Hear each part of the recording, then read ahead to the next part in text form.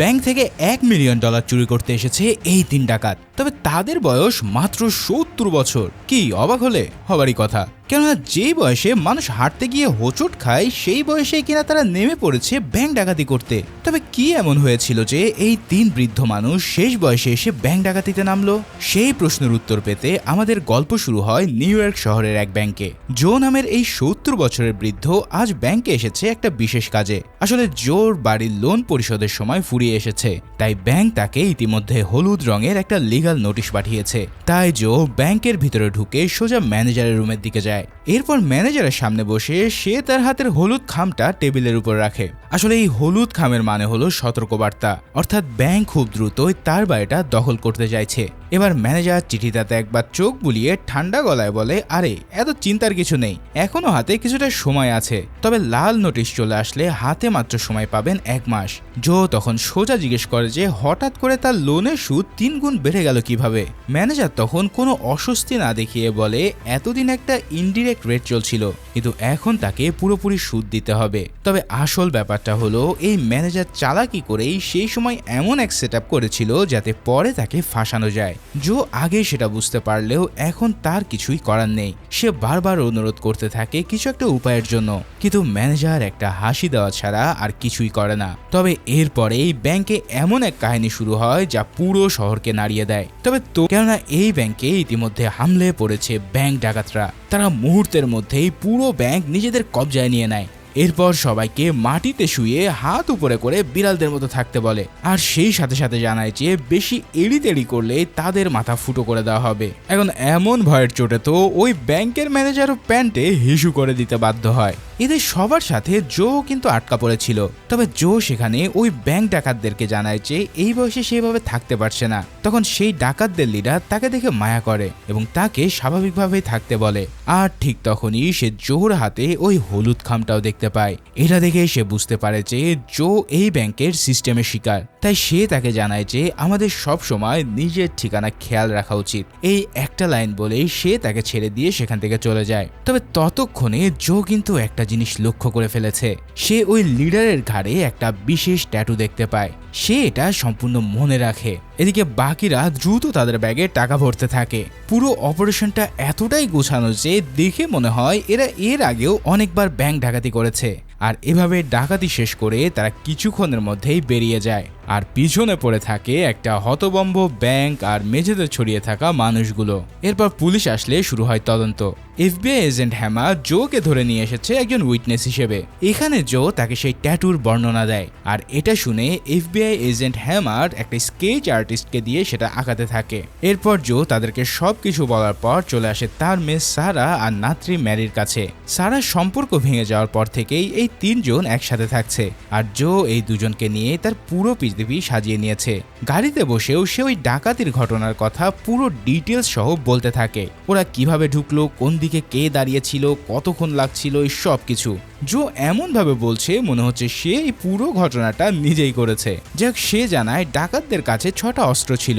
পরের দিন জো চলে যায় তার 2 পুরাতন বন্ধু অ্যালবার্ট আর বিলির সাথে দেখা করতে। এই 3 জন মিলে অনেক বছর ধরে একটা কোম্পানিতে কাজ করছে, আর এখন অবসরের পর তারা প্রতিদিনই একসাথে সময় কাটায়। কথায় কথায় জো আবারও সেই ব্যাংক ডাকাতির গল্প বলতে শুরু করে। আর এটা শুনে আলবার্ট একটু রসিকতা করে বলে যে তুমি এই ঘটনা আমাদের 5-6 বার বলে ফেলেছো, মনে হচ্ছে ব্যাপারটা তোমার মাথায় গেঁথে গেছে। এখন এই জায়গায় ওদের কমিউনিটি সেন্টারের ইনচার্জ মিল্টনকেও দেখা যায়। তার কানে একটু বেশ সমস্যা আছে, কিন্তু মন অনেক বড়। আর এছাড়াও সে নিয়মিত চ্যারিটি ফ্যাশন আয়োজন করে পাড়ার মানুষের জন্য।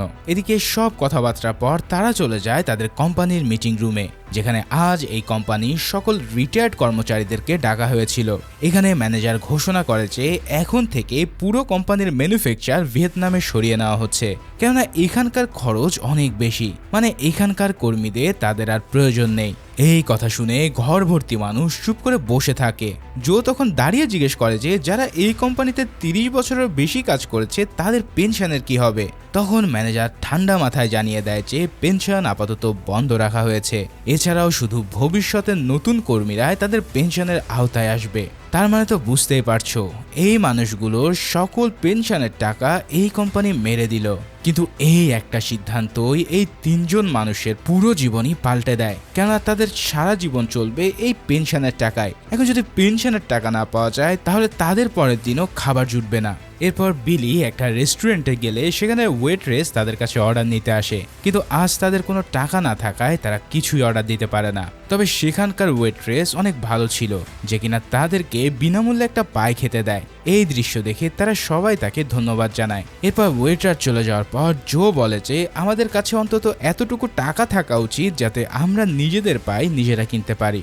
সব বলার পর রাতে জো চলে যায় তার বাড়িতে, কিন্তু আজ সে মেল বক্স খুলে দেখতে পারে সেই লাল নোটিশ। তার মানে নিয়ম অনুযায়ী জো এর কাছে মাত্র 1 মাস সময় আছে লোন পরিশোধ করার জন্য, অন্যথায় তার বাড়ি তার কাছ থেকে চিরতরে নিয়ে নেওয়া হবে। এছাড়াও তার মেয়ে আর নাতনির মাথার উপর থেকে তাদের ছাদও চলে যাবে। জো তখন এই চিঠিটা নিয়ে শূন্য দৃষ্টিতে তাকিয়ে থাকে। এদিকে পরের দিন বিলি একটা কমপ্লিকেশনস নিয়ে চলে যায় হসপিটালে। তখন ডক্টর তাকে জানায় যে তার 2টো কিডনি প্রায় অকেজো হয়ে আসছে, যার ফলে দ্রুত ট্রান্সপ্লান্ট না করালে তার পরিস্থিতি আরো খারাপ হয়ে যাবে। সে জানায় পরিবারের কেউ ডোনার হতে পারলে ভালো হয়, নাহলে অপেক্ষা তালিকায় নাম দিতে হবে। এই সব কথাবার্তা শুনে বিলি চুপচাপ থাকে। তবে এই কথাটা সে কিন্তু কাউকে জানায় না, এমনকি তার মেয়ে আর নাতনিকেও। এদিকে দেখা যায় আলবার্ট একটা ছোট্ট বাচ্চাকে মিউজিক শেখাচ্ছে, যদিও মিউজিকের ব্যাপারে তার নিজের জ্ঞান খুবই সীমিত। এই বাচ্চার দাদি লরেন তাকে পেমেন্ট করে সেশন দেওয়ার ব্যবস্থা করেছে। আলবার্ট একটা সময় বলতে চায় যে আসলে সে মিউজিকের তেমন কিছু জানে না, তবে লরেন তাকে থামিয়ে দিয়ে বলে 50 বছর আগের একটা পারফরমেন্সে তোমাকে দেখেছিলাম, তুমি অনেক ট্যালেন্টেড। আসলে মেন ব্যাপারটা হচ্ছে লরেন আলবার্টকে মনে মনে পছন্দ করে আর নাতনি সেশনের অজুহাতে তাকে কাছে পেতে চায়। যাক, সেদিন ছিল বিলির জন্মদিন, আর ওই রাতে বিলির জন্মদিনে 3 বন্ধু একসাথে বসে। আলবার্ট বিলিকে একটা ঘড়ি উপহার দেয়, যেটা ডায়ালারে তার নাতনির ছবি লাগানো আছে। এই ঘড়িটা দেখে বিলি আবেগে আপ্লুত হয়ে পড়ে। এরপর খাওয়া দাওয়ার সময় হঠাৎ জো এমন একটা কথা বলে যেটা শুনে বিলি আর আলবার্ট পুরোই চমকে যায়। সে হঠাৎ করে বলে চলো আমরা একটা ব্যাংক লুট করি। আলবার্ট আর বিলি তো প্রথমে হেসে উড়িয়েই দেয়, তারা মনে করে জো হয়তো মজা করছে।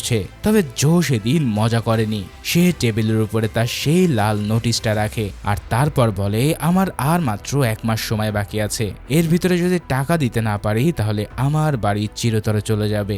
এছাড়াও জো যুক্তি দেয় একদম ঠান্ডা মাথায়। সে বলে আমরা 3 জনই সিনিয়র সিটিজেন, ধরা পড়লে বেশি সাজাও হবে না, আর যদি ধরা পড়েও যায় তাহলে জেলে অন্তত 3 বেলার ভালো খাবার পাবো, একটা থাকার বিছানা থেকে শুরু করে স্বাস্থ্য সেবা সবই পাবো। এছাড়াও যদি ধরা না পড়ি তাহলে তো সব সমস্যার সমাধানই। মানে চিন্তা করো, একজন 70 বছরের বৃদ্ধের মানুষের মাথায় কি লেভেলের বুদ্ধি চলে এসেছে। কিন্তু বিলি তর্ক করতে শুরু করলে ঠিক তখনই মিল্টন কেক নিয়ে আসে আর সবাই বিলির জন্মদিনে শুভেচ্ছা জানায়। জো বিলিকে তার জন্মদিনের উইশ করতে বলে। তখন বিলি মোমবাতির দিকে কয়েক সেকেন্ড তাকায় আর এরপর তার উইশ সেট করে সে ফু দিয়ে তা নিভিয়ে দেয়। সেই রাতে বিলি শুতে যাওয়ার সময় জোকে ফোন করে বসে। জো ফোন ধরতেই বিলি জানায় আমার জন্মদিনের ইচ্ছাটা হলো আমি তোমার সাথে ব্যাংক লুট করব, এমনিতেও আমার আর হারানোর কিছু নেই। এই কথা শুনে জো এক মুহূর্ত চুপ করে থাকে, তারপর তার মুখে একটা হাসি ফোটে আর সাথে সাথে এই দুজন মিলে ফোন দেয় আলবার্টকে। কিন্তু আলবার্ট এটা শুনে বলে যে তোরা দুজন পুরো পাগল হয়ে গেছিস, এই বলে সে ফোনটা কেটে দেয়। তবে তারপরেও তারা দুজনে চেষ্টা করে আলবার্টকে মানানোর জন্য, কিন্তু কোনোভাবেই আলবার্টকে এই প্ল্যানের জন্য রাজি করা যাচ্ছিল না। এভাবে পরের দিন জো আর বিলি একটা ডিপার্টমেন্ট স্টোরে ঢোকে। তাদের দুজনের হাতেই শপিং ব্যাগ, দেখলে মনে হবে দুজন বয়স্ক মানুষ সাধারণ কোনো কেনাকাটা করতে এসেছে। কিন্তু এখানেই হচ্ছে আসল টুইস্ট। মূলত সেদিন রাতে বিলি আর জো মিলে প্ল্যান করেছে যে কোনো ডাকাতি করার আগে এই ডাকাতির পুরো প্রসেসটা তারা ডেমো হিসেবে একটা সুপার শপে গিয়ে সবকিছু চুরি করবে। অর্থাৎ তারা জানতে চাইছিল যে এই সুপার শপে চুরি করার ফলে তাদের উপরে কেমন ধরনের প্রেসার আসতে পারে। মোট কথা বলতে পারো এটা ডাকাতির একটা পূর্ব প্রস্তুতি। যাই হোক, সেই অনুসারে তারা সেই সুপার শপে ঢুকে একের একের পর এক জিনিস চুরি করতে শুরু করে।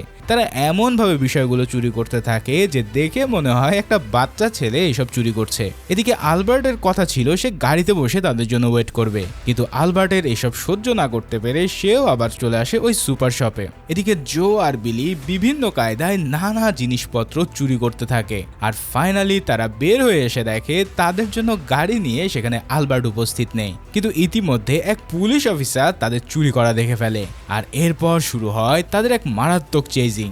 এই চেজিং করতে করতে ফাইনালি তারা পুলিশের হাতে ধরায় পড়ে যায়। তারপর তাদেরকে নিয়ে আসা হয় পুলিশের রুমে, আর সেখানে সিসিটিভি ফুটেজে দেখা যায় যে কি বলদ স্টাইলে তারা এখানে চুরি করছিল। এই সব কিছু দেখে সেই অফিসার জানায়, আমার এত বছরের চাকরি জীবনে কখনোই এই ধরনের বলদ স্টাইলে চুরি করা দেখিনি। যেহেতু তোমরা সিনিয়র সিটিজেন, তাই এইবারের মতন তোমাদেরকে ছেড়ে দিলাম, আর ভুলেও কখনো এই ধরনের কাজ করো না। এই সব বলে সে তাদের তিনজনকে একটা বিনামূল্যের খাবারের কুপন ধরিয়ে দেয়, আর এরপরেই তারা সবাই একটা হতাশা নিয়ে সেখান থেকে বেরিয়ে আসে। কিন্তু বাইরে বেরিয়ে এসে আলবার্ট একটা কথা না বলেও সরাসরি তার গাড়িতে উঠে চলে যায়। তার মুখ দেখে বোঝা যাচ্ছে যে সে রাগের ঠেলায় কথা বলার মতো অবস্থা নেই। এদিকে বিলি জোকে বলে, দেখো এভাবে কাজ করলে আসলে হবে না, আমাদের একজন প্রফেশনালস দরকার, এমন একজন প্রফেশনালস যে এর আগেও এসব কাজ করেছে। তখন জো একটু ভাবতে থাকে, আর এরপর বলে, আছে আমার পরিচিত এমন একজন প্রফেশনালস আছে যে আমাদেরকে ট্রেন করাতে পারবে। সেই অনুসারে এবার জো চলে যায় একটা মারিজুয়ানা বা গাঁজার শপে। এখন এই ধরনের শপে মূলত মেডিকেলের কাজে ব্যবহার করার জন্য বৈধভাবেই গাঁজা বিক্রি হতো। তবে জো জানায় যে এরকম জায়গায় মেডিকেল স্টুডেন্টের চেয়েও গ্যাংস্টারদের আনাগোনায় বেশি থাকে। তবে এই মেডিকেল স্টোরের আসল মালিক হচ্ছে জোয়ের মেয়ের প্রাক্তন স্বামী চাক। জো তখন তার কাছে কোনো অভিজ্ঞ ক্রিমিনালের নাম জানতে চায়। এমন কথা শুনে তো জো পুরোই অবাক। সে বলে যে সে ক্রিমিনালদের দিয়ে কি করবে, কিন্তু তখন জো জানায় তাদের এমন একটা কাজ আছে যার জন্য কোনো ধরনের একজন ক্রিমিনাল দরকার। তখন চাক অনেক ভেবেচিন্তে একটা নাম দেয়, যার নাম হেসুস, এবং সেই সাথে সাথে তার ঠিকানাও দিয়ে দেয় ম্যাচ করার জন্য। এদিকে আলবার্টের বাড়িতে সেদিন সন্ধ্যায় ঘটে যায় একটা ঘটনা। লরেন আবারও আসে, আর এবার সরাসরি আলবার্টকে কাছে টেনে নেওয়ার চেষ্টা করে। আলবার্টের তো সেদিন মন মেজাজ মোটেও ভালো না, তাই সে কঠিন গলায় বলে দেয় যে সে কোনো সম্পর্কে জড়াতে চায় না। এই সব শুনে লরেন সেখান থেকে চলে যায়। আসলে আলবার্টের মনের ভিতরে একটা দ্বিধাদ্বন্দ্ব কাজ করছিল যে সে এই প্রজেক্টে থাকবে কি থাকবে না। এদিকে পরের দিন জো আর বিলি চলে যায় হেসুসকে বের করতে। হেসুস পুলিশদের চোখ এড়াতে একটা পেট শপে কাজ করে। তার হাতে একটা পাপি দেখে মনে হবে যে সে একটা সাধারণ দোকানদার, তবে আসলে সে এমনই এক গ্যাংস্টার যে ইতিমধ্যে বিশাল বড় বড় ক্রাইম করে ফেলেছে, যার ফলে পুলিশ তাকে বহুদিন ধরে খুঁজছে। তখন জো তার কাছে প্রস্তাব দেয় যে তারা একটা ব্যাংক ডাকাতি করতে চায়। এই কথা শুনে তো হেসুস হেসেই বাঁচে না। সে বলে, যেই বয়সে তোমাদের বাতের ব্যথা থাকার কথা সেই বয়সে তোমরা কিনা চাইছো ব্যাংক ডাকাতি করতে। কিন্তু তখন জো জানায় যে যদি তুমি আমাদের ব্যাংক ডাকাতিতে সাহায্য করো তাহলে তোমাকে 25% কমিশন দেওয়া হবে। এটা শুনে হেসুস বলে, এই কাজ তো আমি একাই করতে পারি, তাহলে একাই আমি 100% নিতে পারবো। কিন্তু তখন জো উত্তর দেয় যে তোমাকে এখানে কোনো ব্যাংক ডাকাতির সাথে সরাসরি থাকতে হবে না, তুমি জাস্ট আমাদেরকে ব্যাংক ডাকাতির প্ল্যান আর ট্রেনিং দেবে, অর্থাৎ কোনো কাজ বাদে তুমি 25% কমিশন পাবে। এছাড়াও জো জানায় যে ইতিমধ্যে তাদের 30 বছরের পেনশন চুরি হয়ে গেছে, আর ওই ব্যাংকেই জোর বাড়ির লোন রয়েছে, যার ফলে এখন যদি এই টাকা জমা দেওয়া না হয় তাহলে আজীবন তাদের রাস্তায় থাকতে হবে। এই সব দুঃখের কথা শুনে ফাইনালি হেসুস এই প্রজেক্টে রাজি হয়ে যায়। এরই মধ্যে সেই রেস্তোরাঁয় 3 বন্ধু আবারও একসাথে বসে। আলবার্টের রাগ তখনও পুরোপুরি যায়নি, তবে সে আজ এসেছে। বিলি একটা নিউজ পেপার খুলে সবার সামনে রাখে, যেখানে লেখা উইলসামবার্গ সেভিংস ব্যাংক তাদের কোম্পানিকে ফান্ড দিচ্ছে যাতে তারা ভিয়েতনামে নতুন কারখানা করতে পারে। জো কাগজটার দিকে এক দৃষ্টিতে তাকিয়ে বলে, এটা তো আমাদের ব্যাংক। 3 জন একে অপরের দিকে তাকায়। মোট কথা হলো, যে ব্যাংক জোর করে বাড়ি নিয়ে যাচ্ছে সেই একই ব্যাংক তাদের কোম্পানিকে ফান্ড দিয়ে ভিয়েতনামে পাঠাচ্ছে, আর সেই ফান্ডের টাকা আসছে তাদেরই পেনশন থেকে। মানে এই ব্যাংক আর কোম্পানি মিলে তাদের 30 বছরের পাওনা টাকা চুরি করে রেখেছে। এই সব কথাবার্তা শুনে আলবার্ট এবার তার সিদ্ধান্ত নিয়ে নেয়। সেও জানায় যে সে এই ব্যাংক ডাকাতি করতে রাজি আছে। আর এই কথা শোনার পর তারা সবাই মিলে নেমে পড়ে ব্যাংক ডাকাতির পরিকল্পনায়। এবার তারা হেসুসকে নিয়ে পরিকল্পনায় নামে। হেসুস প্রথমে বলে যে ব্যাংক ডাকাতির সবচেয়ে গুরুত্বপূর্ণ নিয়ম হলো যে নিজের ব্যাংকে কখনো চুরি করবে না। জো একটু ভেবে না বলে সেই নিয়ম আমাদের ক্ষেত্রে প্রযোজ্য না। এবার হেসুস ওই ব্যাংকের একটা বিস্তারিত স্কেচ বানায়। সে বলে ব্যাংকের 4টা কোণ কমপক্ষে 10 বার আলাদা আলাদা অ্যাঙ্গেল থেকে দেখতে হবে। সিকিউরিটি গার্ডরা কোথায় কোথায় দাঁড়িয়ে থাকে, তাদের রুটিন কেমন, এছাড়াও সিসিটিভি ক্যামেরা কোন অ্যাঙ্গেলে রয়েছে, আর সবচেয়ে দ্রুত কোন দরজা দিয়ে বের হওয়া যাবে, এই সব কিছু তাদের মাথায় রাখতে হবে। এভাবে প্ল্যান হয়ে গেলে পরের দিন তারা 3 জনে মিলেই সে ব্যাংকে চলে যায়। কখনো পেনশনের খোঁজে, কখনো লোনের বিষয়ে, কিংবা কখনো বসে থাকার ভান করতে থাকে তারা। আর প্রতিবারই তারা তাদের ফোন দিয়ে সমস্ত ছবি তুলতে থাকে। এছাড়াও তারা দেখতে থাকে সিকিউরিটি গার্ডদের সব খুঁটিনাটি। তবে সবচেয়ে মজার ব্যাপার হলো ব্যাংক কিন্তু তাদেরকে কেউই সন্দেহ করে না, কারণ 3 জনই বৃদ্ধ, আর ব্যাংকের স্টাফরা ভাবে যে এরা হয়তো এসেছে অন্য কোনো কাজে। এরপর তাদের আলোচনা হয় পালানোর গাড়ি নিয়ে। হেসুস বলে নিজের গাড়ি ব্যবহার করলে পুলিশ সঙ্গে সঙ্গে ট্র্যাক করতে পারবে, যার ফলে তার বদলে তাদের একটা ইমার্জেন্সি গাড়ি ব্যবহার করতে হবে, কারণ এই ধরনের গাড়ি দেখলে কেউ সন্দেহ করবে না যে এতে কোনো ডাকাত থাকতে পারে। এভাবে জো খুঁজতে খুঁজতে এমনই একটা ইমার্জেন্সি গাড়ি খুঁজে পেয়ে যায়। এরপর হেসুস তাকে জানায় যে কিভাবে চাবি ছাড়াই শুধুমাত্র ওয়্যারিং ধরে গাড়ি স্টার্ট করতে হয়, যার ফলে বিলি কয়েকবার হোঁচট খেলেও পরবর্তীতে সে এই কৌশলটাও রপ্ত করে ফেলে।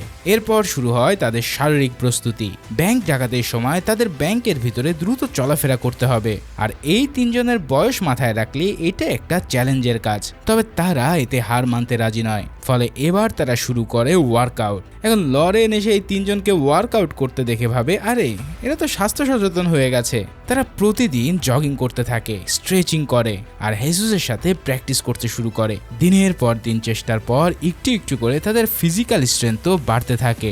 এরপর সবচেয়ে গুরুত্বপূর্ণ যেই বিষয়টা আসে সেটা হচ্ছে অ্যালাবাই, অর্থাৎ চুরির দিন এরা যে অন্য কোথাও ছিল সেটা প্রমাণ করার জন্য একটা শক্তিশালী ব্যবস্থা দরকার। তাদের সেই প্ল্যান অনুসারে তারা জানায় যে মিল্টনের একটা চ্যারিটি কার্নিভাল কিছুদিন পর এই শহরে হবে। তাই 3 জন মিলে প্ল্যান করে যে ঠিক সেই দিনই তারা চুরি করবে, কারণ তারা যখন কার্নিভালে থাকবে তখন হাজারো মানুষ তাদেরকে দেখতে পাবে, আর তাদেরকে ওখানে দেখলে তারা উইটনেস হিসেবে জানাবে যে এই ব্যক্তিগুলো তো কার্নিভালে ছিল।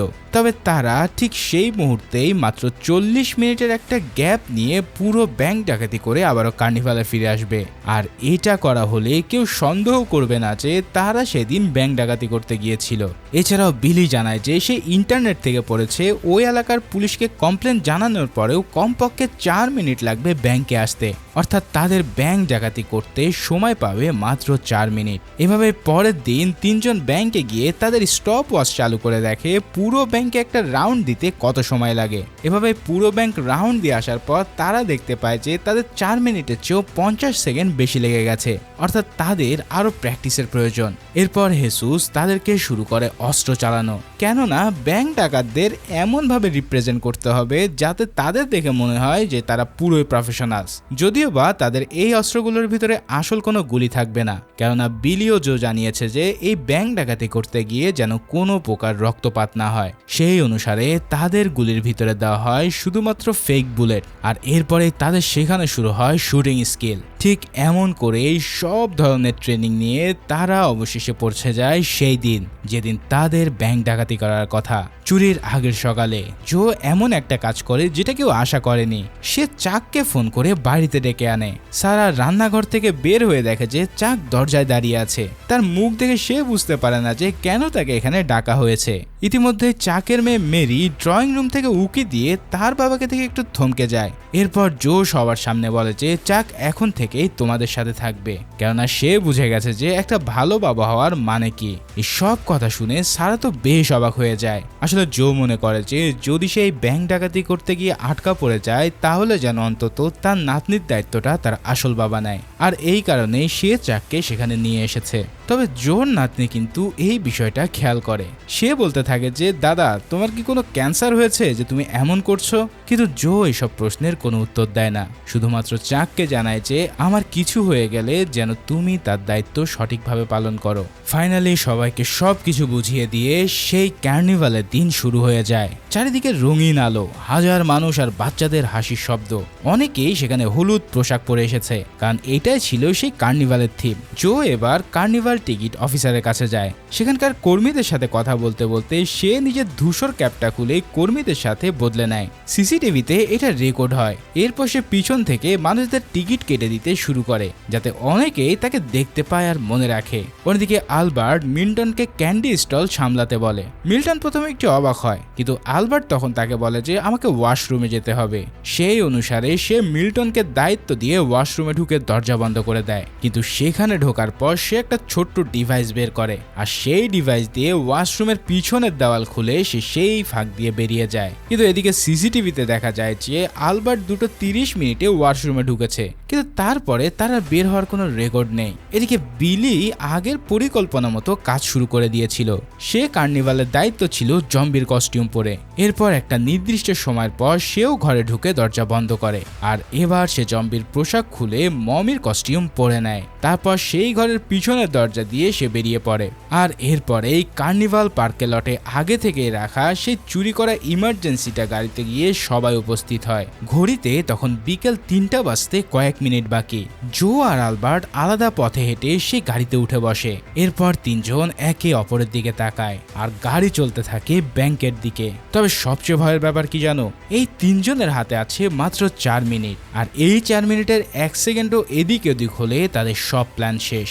ফাইনালি গাড়ি এসে থামে সেই ব্যাংকের সামনে। এরপর তারা তিনজন আলাদা আলাদা মাস্ক পরে নেয়। আলবার্ট ঘড়ি দেখে বলে এখন আমাদের কাজ শুরু করতে হবে। তারপরে তারা তিনজন আলাদা আলাদা দরজায় ব্যাংকে ঢুকে পড়ে। ব্যাংকে ঢুকেই তো জো সরাসরি সবার দিকে গুলি করতে থাকে, আর মুহূর্তের মধ্যেই পুরো ব্যাংক থমকে যায়। এদিকে আলবার্ট চিৎকার করে বলে যে সবাই মাটিতে শুয়ে পড়ো। এই কথা শুনে 1 সেকেন্ডের মধ্যেই সবাই মাটিতে শুয়ে পড়ে।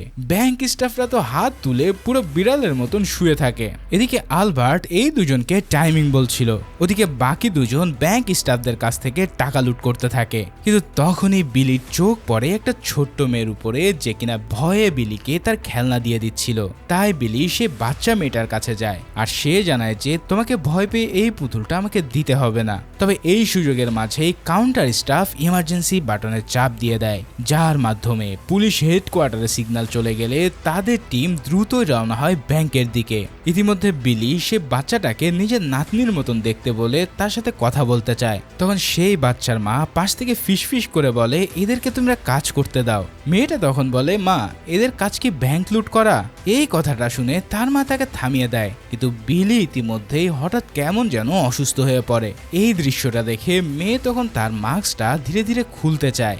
অর্ধেক খোলার পরে তার মা আবারও তাকে মানা করে দিলে বিলি সেই মাস্কটা পরে নেয়। আসলে এমন বদ্ধ মাস্কের কারণে বিলির ইতিমধ্যে শ্বাসকষ্ট শুরু হয়ে গিয়েছিল, আর যার কারণে সে প্রায় অসুস্থ হয়ে পড়ে। তবে এই অসুস্থতার কারণেই ইতিমধ্যে তাদের মিশন অনেকখানি পিছিয়ে যায়। আর এরই মধ্যে সে ছোট্ট মেয়েটা কিন্তু বিলির হাতে থাকা সেই ঘড়িটা দেখতে পায়, আর এই ঘড়িতে সে দেখতে পায় সেখানে ডায়ালারে রয়েছে তার নাতনির ছবি। সব কিছুর মাঝে জো দৌড়ে এসে এবার বিলিকে টেনে নিয়ে যেতে থাকে। তবে বিলি যেতে যেতে সে মেয়েটার দিকে ঘুরে বলে যে কখনো আমাদের মতো কোনো খারাপ কাজ করো না, আর ব্যাংক লুট তো জীবনেও না। আর ঠিক তখনই ব্যাংক ম্যানেজার পাশের পুলিশের গানটা খুঁজে পায়, এবং সে এক মুহূর্ত দেরি না করে সেই গানটা তুলে ধরে সবাইকে বলতে থাকে এটা আমার ব্যাংক, তোমরা লুট করতে পারবে না। তোমরা যদি এখন এখান থেকে চলে না যাও তাহলে আমি গুলি করতে বাধ্য হব। কিন্তু কে শোনে কার কথা? তারা তিনজন ঠাই সেখানে দাঁড়িয়ে থাকে, আর এইটা দেখে ম্যানেজার তাদেরকে গুলি চালালেও একটা গুলিও তাদের গায়ে লাগে না, বরঞ্চ তার গুলি সব বুলেট শেষ হয়ে গেলে এবার আলবার্ট তার ফাঁকা গুলি দিয়ে একের পর এক শুট করতে থাকে।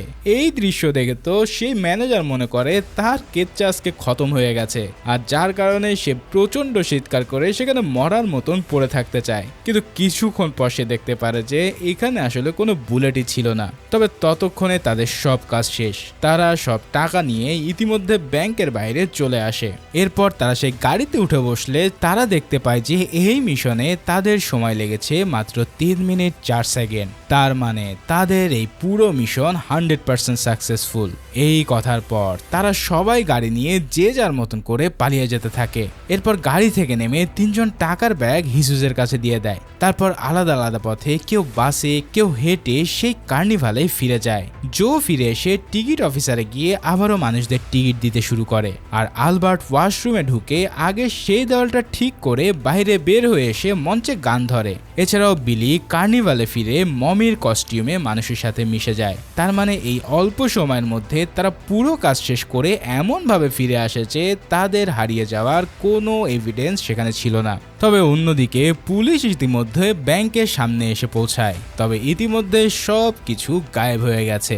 সেই রাতে এবার এই 3 জন মিলে একটা দামি হোটেলে বসে। আজ তারা এমন কিছু অর্ডার করে যা তারা আজীবনেও খায়নি, কেননা এই মুহূর্তে তাদের টাকার কোনো অভাব নেই। কোনো চিন্তা ভয় ছাড়া এরা একে অপরের সাথে অনেক আড্ডা দিতে থাকে। আসলে এমন একটা ফ্রিডম লাইফই হয়তো তারা সারা জীবন খুঁজছিল। এভাবেই সেই মুহূর্তটা কাটানোর পর তারা যখন হঠাৎ বাইরে আসে, ঠিক সেই সময় বিলি অসুস্থ হয়ে পড়ে। তাকে দ্রুত হসপিটালে নেওয়া হয়। আর ডক্টরের কাছে গিয়ে তারা জানতে পারে যে বিলির কিডনি ইতিমধ্যে ড্যামেজ হয়ে গেছে। এই মুহূর্তে তার কিডনি ট্রান্সপ্লান্ট করতে না পারলে তাকে বাঁচানো অসম্ভব। এই সব শুনে তো তারা দুজনে অবাক হয়ে যায়, কেন এত বছরের বন্ধুত্বেও বিলি কখনোই তাদেরকে এই গুরুত্বপূর্ণ কথাটা জানায়নি। এই কারণে তারা বিলির উপরে গিয়ে প্রচন্ড রাগও দেখায়। কিন্তু ইতিমধ্যেই এফবিআই তাদের ইনভেস্টিগেশন শুরু করে দিয়েছে। তারা সেই সিসিটিভি ফুটেজে বিলির অর্ধেক চেহারা দেখে বুঝতে পারে যে এই ব্যক্তিদের বয়স 70 থেকে 80 বছরের মধ্যে। এছাড়াও ইতিমধ্যে এটা নিয়ে পুরো মিডিয়া তোলপাড় হয়ে গেলে অ্যালবার্টের হাঁটার স্টাইল দেখে সেই সুপার অফিসার কল করে এফবিআই কে। সে তার সিসিটিভি ফুটেজে দেখায় যে ঠিক এরকম হাঁটার স্টাইলের এক লোক কিছুদিন আগে এই সুপার শপে এসে হাজির হয়েছিল। এরপর এফবিআই কর্মীরা এই দুজনের হাঁটার স্টাইল দেখে বুঝতে পারে যে আলবার্ট নামের এই ব্যক্তি আর ব্যাংক ডাকাতের হাঁটার স্টাইল সম্পূর্ণ এক। আর এছাড়াও যেহেতু তাদের বয়স একরকম, তাই এবার সরাসরি সন্দেহ চলে যায় অ্যালবার্টের কাছে, যার ফলে অ্যালবার্টকে এবার তারা ডেকে নেয়। তারা তাকে বিভিন্ন রকম প্রশ্ন করতে থাকে। প্রথমে সে জিজ্ঞেস করতে থাকে যে কার্নিভালের দিন সে কি করেছিল। উত্তরে অ্যালবার্ট জানায় সে 2:40 মিনিটের সময় মিল্টনকে তার দায়িত্ব দিয়ে বাথরুমে ঢোকে। আর তার পেটে আসলে কনস্টিপেশনের সমস্যা থাকার কারণে সে আধা ঘন্টা ধরে বাথরুমে অপেক্ষা করছিল। তো মিল্টনকে ডাকা হলে সেও জানায় যে হ্যাঁ, সে তো সারাদিনই ওই কার্নিভালে ছিল। আসলে ব্যাংক ডাকাতি শেষ করার পর ঠিক 30 মিনিটের মাথায় সে আবারও বাথরুমে ঢুকে এমন ভাবে বের হয় যাতে দেখে মনে হয় নিশ্চয়ই সে 30 মিনিট ধরে বাথরুম করছিল।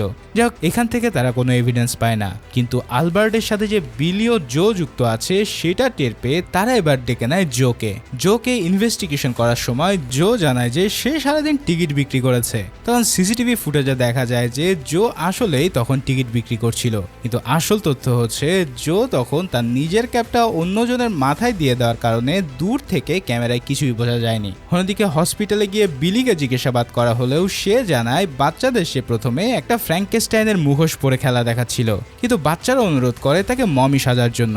আর এই কারণেই সে ভিতরে ঢুকে 40 মিনিট ধরে মমির কস্টিউম পরেছিল। ঠিক তারপরেই সে 3:20 দিকে বেরিয়ে আসে। এই সব কিছু দেখে এফবিআই অফিসাররা কোনো ধরনের কোনো এভিডেন্স পায় না যে তারা এই কয়জন ব্যাংক ডাকাতির সময় বাইরে থাকতে পারে। কিন্তু তৎক্ষণাৎ সে এফবিআই অফিসার বলে অপরাধী যতই অপরাধ করুক না কেন, একটা না একটা ক্লু সে ছেড়ে যায়। আর তোমাদের ক্ষেত্রেও তাই হয়েছে। এই কথা বলে এফবিআই অফিসার এমন এক কাণ্ড করে বসে যেটা কেউ আশাই করেনি। তাদের 3 জনকে সহ আরো কয়েকজন বৃদ্ধকে এবার একটা রুমে ডেকে নিয়ে আসা হয়। এরপর সেই রুমে নিয়ে আসা হয় ওই ছোট্ট মেয়েটাকে, যার কাছ থেকে বিলি সেদিন ওই পুতুলটা নিতে চেয়েছিল। এই দৃশ্য দেখে তো তারা 3 জনে ভাবে যে এই মেয়ে যদি এখন বিলিকে চিনে ফেলে তাহলে তাদের জেলে পচে মরতে হবে। তাই সবাই ভয়ে ভয়ে অপেক্ষা করতে থাকে ওই মেয়ের ডিসিশন সম্পর্কে। মেয়েটা একে একে সবাইকে দেখে আর একদম শেষে সে বিলির সামনে এসে দাঁড়ায়। বিলি মনে মনে ধরে নেয় যে এবার আর তার রক্ষা নেই। কিন্তু সবাইকে অবাক করে দিয়ে ছোট্ট মেয়েটা জানায় এখানে সেই লোকটা নেই। তার মানে মুহূর্তের মধ্যে ওই মেয়েটা বিলিকে বাঁচিয়ে নিল। কিন্তু প্রশ্ন হচ্ছে কেন? আসলে মেয়েটা বুঝতে পেরেছিল যে বিলিরা কোনো অপরাধী নয়, বরং তারা হচ্ছে পরিস্থিতির শিকার, যার কারণে এই ছোট্ট মেয়েটা সেই সময় বুদ্ধি খাটিয়ে পুরো ঘটনাকে ওলটপালট করে দেয়। আর এই কারণে এফবিআইয়ের হাতে আর কোনো ক্লু থাকে না তাদেরকে অপরাধী প্রমাণ করার জন্য, যার ফলে ফাইনালি এই ব্যাংক ডাকাতি থেকে তাদের সবাইকে অব্যাহতি দেওয়া হয়। তো এই সব কিছুর পর এই 3টা মানুষের জীবন একদম পাল্টে যেতে শুরু করে। তবে শুধু এই 3টা মানুষের জীবনই পাল্টায় না, বরঞ্চ তারা সেই সকল মানুষের জীবনও পাল্টে দেয় যারা এতদিন ধরে অন্যায় অবিচারের শিকার হয়েছিল। জো, বিলিয়াল, আলবার্ট মিলে সব মানুষদেরকে $10,000 করে দেয় যারা ইতিমধ্যেই পেনশন থেকে বঞ্চিত ছিল। এমন দৃশ্য দেখে সব মানুষগুলো যেন আবারও বেঁচে থাকার একটা শক্তি পায়। আর ঠিক এই সিনের মধ্যে দিয়েই এই অসাধারণ মুভিটা এখানেই শেষ হয়।